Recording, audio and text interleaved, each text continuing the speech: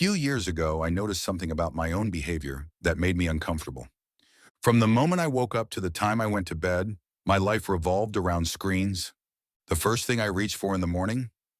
My phone. I'd start the day scrolling through Instagram, watching cooking videos, jumping from app to app.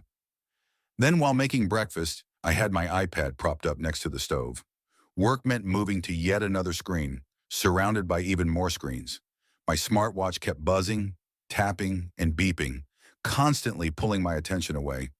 But out of all these devices, my phone was the biggest culprit. Hours of my day disappeared into its glowing screen. So I decided to experiment. For a month, I drastically cut down my phone usage. Just 30 minutes a day. That meant 30 minutes total for calls, maps, music, messages, everything. At first, it was tough. My brain craved the stimulation. But after about a week, something amazing happened. Three things changed. One, my attention span improved. Suddenly, I could focus for longer periods without feeling the itch to check my phone. Two, I had more ideas. Without constant distractions, my mind had space to wander and connect new thoughts. Three, I started thinking about the future more. My brain naturally shifted from mindless scrolling to meaningful planning. It was like I had unlocked a new level of mental clarity. That experience sparked a deep curiosity in me. Why did removing distractions make such a profound difference? I dove into research, read hundreds of studies, traveled to meet experts, and ran more experiments on myself. I filled thousands of pages with notes trying to understand one key question: how does technology affect our ability to focus? The truth about our attention. The research blew my mind. When working at a computer, especially with our phones nearby, the average person focuses on one task for just 40 seconds before switching to something else. Add Slack or email into the mix. That drops to 35 seconds. The problem isn't just that we get distracted. It's that we're seeking out distraction in the first place. Our brains are wired to crave novelty. Every time we check social media, an email, or a notification, our brains get a little hit of dopamine, the same chemical we get from eating delicious food or falling in love. It feels good, so we keep going back for more. But this constant stimulation comes at a cost. We never let our minds rest.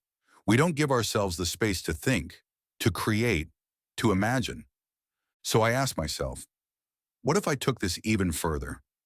What if I intentionally made myself bored? The power of boredom. I decided to spend 1 hour every day for a month doing the most boring activities I could think of. Day 1. Read the entire iTunes terms and conditions. Day 4. Waited on hold with Air Canada's baggage claim. Day 19. Counted all the zeros in the first 10,000 digits of pi. Day 24. Watched a clock tick for an hour. The result? The exact same effects as my phone experiment. It took about a week, but once my brain adjusted to a lower level of stimulation, my attention span expanded. My mind became more creative. I had more ideas and better long-term thinking. It turns out when we let our minds wander, amazing things happen. Why daydreaming is powerful. Have you ever noticed that your best ideas come to you in the shower? That's because when your mind isn't overstimulated, it naturally shifts into what I call scatter focus. Studies show that when we let our minds wander, 12% of the time we reflect on the past. 28% of the time, we think about the present, solving problems in new ways. 48% of the time, we think about the future, planning, imagining, and setting goals.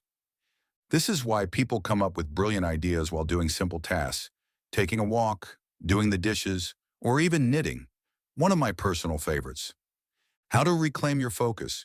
If we want to regain control of our attention, we need to make two key shifts. 1. Stop trying to fit more in.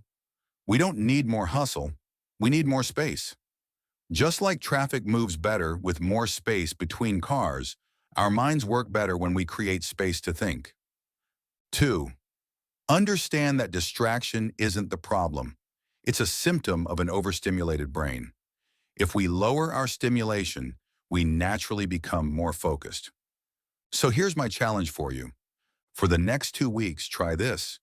Reduce unnecessary phone use screen time limits, turn off notifications, or try a phone-free zone in your home. Create a disconnection ritual. Maybe it's no screens after 8 p.m. Maybe it's a tech-free Sunday. Find what works for you. Let yourself be bored. Take a walk without your phone. Sit in silence for 5 minutes. Let your mind wander. And then just observe. How does your focus change? How many new ideas come to you? How does your creativity shift? Final thought. The state of our attention shapes the state of our lives. If we're constantly distracted, we'll never have the space to think, to create, to grow. But if we reclaim our focus, we can unlock our best ideas, our greatest work, and a deeper sense of clarity. So I invite you, slow down, embrace boredom, and rediscover what your mind is truly capable of.